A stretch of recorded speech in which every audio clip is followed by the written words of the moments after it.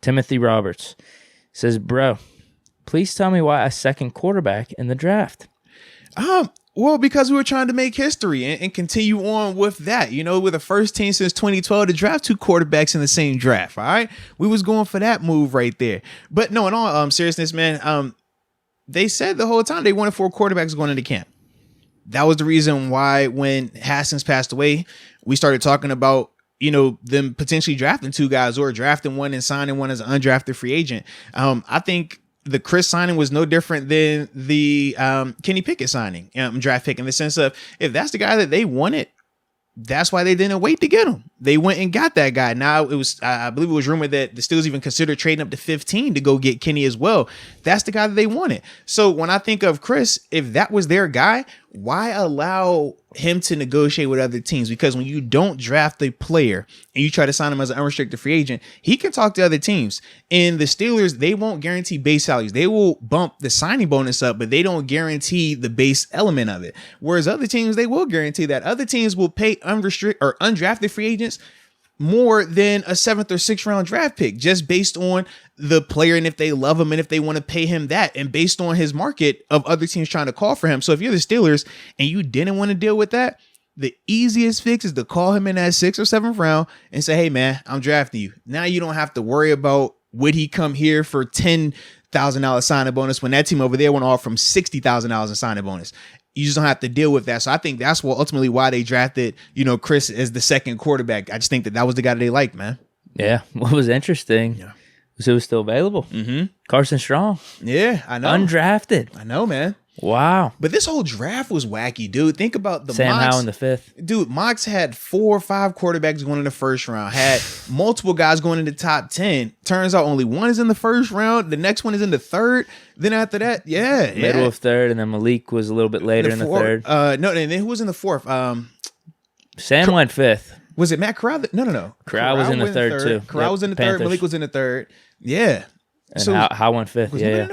Bailey Zappi. He was in the 4th. Yeah, that's Zappi went before Howe. Yeah. So it was just wacky in terms of how all of that played out, man. But to me, if that's the guy that you want, and did you hear the thing about them saying they had 3 first-round grades on quarterbacks this year? I did see that headline. Yeah. So I was just like, man, either we're the smartest guys out here or we're the smartest guys out here, baby. That's how it's going to be, man. I do like that, though, man. You don't think some other teams could have had first-round grades on them, but they just looked at their team, the landscape was like, this isn't as much of an urgent need. Like people or teams draft based off different criteria. Oh, I wasn't even going that route. I was thinking because we said Mason had a first round grade. Oh. Yeah. Oh, so you're saying we have, well, obviously Kenny Pickett better have had a first round grade. Right, but that's, I was like, oh, all right. So maybe it was Kenny at 1. We maybe had, well, apparently our list was, I was going to say, maybe our list was Pickett, Ritter, Malik. I think that's what it was as the 3 first rounders. But I was going to try to throw Oladokin in there too. Yeah, I'm going to say maybe he was the mystery first. Maybe we had him as a 3rd rounder. But yeah, when I heard it, that's what I thought. I didn't even think of in the sense of like, oh, why didn't this team pick him versus that? Because it is what you said. That does play a part of it. If they feel like this is more of a pressing need than that, or they think that this prospect can just give them more than what he can, it doesn't matter the grade. They're going to go with that guy. So I don't get caught up into that. But I was just laughing like, dang, y'all told me Mason had a first round grade too. All right, okay, everybody get first round grades now, man.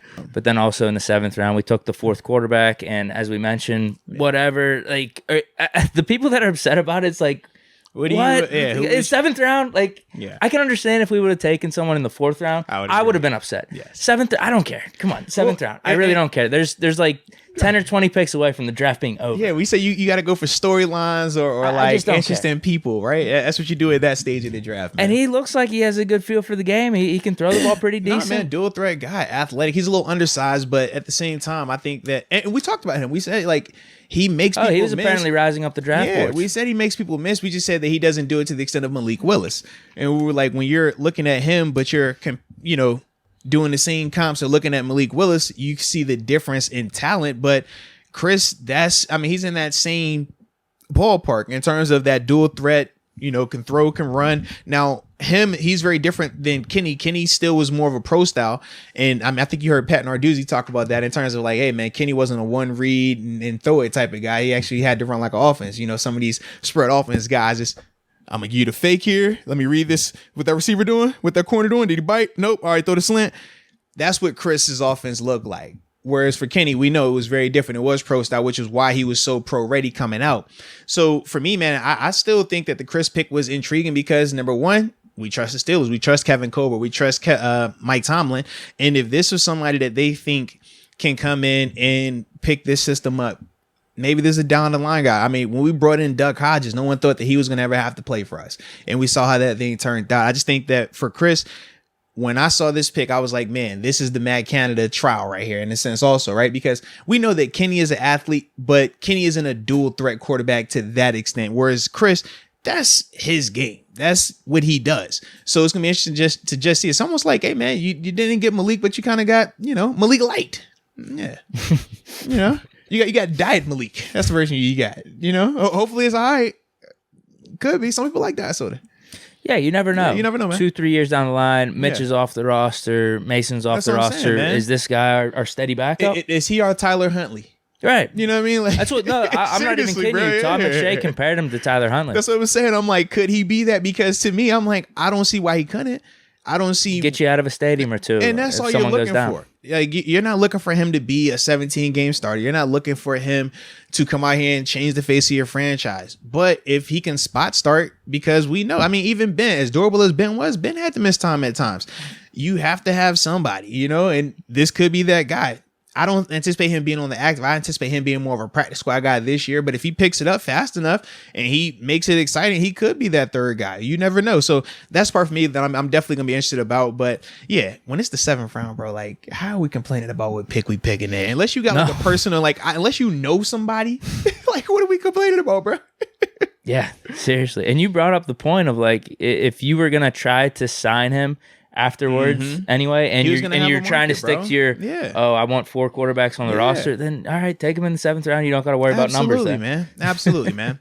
Because they have been saying that 4 quarterbacks on the roster, whether you agree with it or not. That's what they've been saying, man. Yeah, and for them to pick a quarterback in the 7th, it's really not the end of the world. Yeah, that's what I thought. But no, man, definitely as a whole, I thought this was a really good draft, man. I'm excited about this class, and honestly, everybody should be excited. This is the fun time of year because you don't have any. Oh, they played bad in the game just yet. We haven't seen that.